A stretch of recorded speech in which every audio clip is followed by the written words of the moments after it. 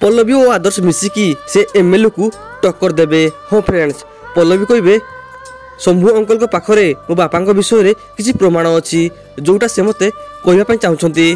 तापर ममता कहबे जहाँ भी हो पल्लवी तू से लोक सह आ जोगाजोग करवाटा ठीक नुहे, ये तो पाई बहुत बड़ प्रोब्लेम आनीपे। पुणी आदर्श कहबे हाँ पल्लवी एबे तुमे चाकरी सस्पेंड भी हो सारी आबे एमती रिक्स नेले तुम जीवन प्रति विपद भी आसीपे।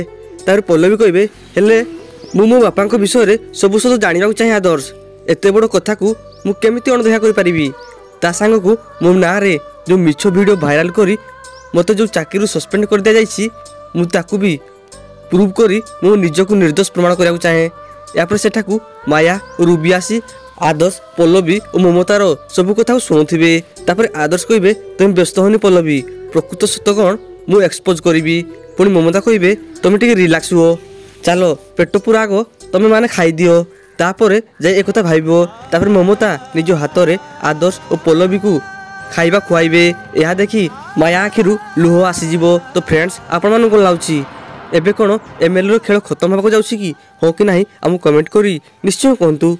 तो फ्रेंड्स आपण मानक आज एबे कोई इंटरेस्टिंग एपिसोड देखा मिलिबो।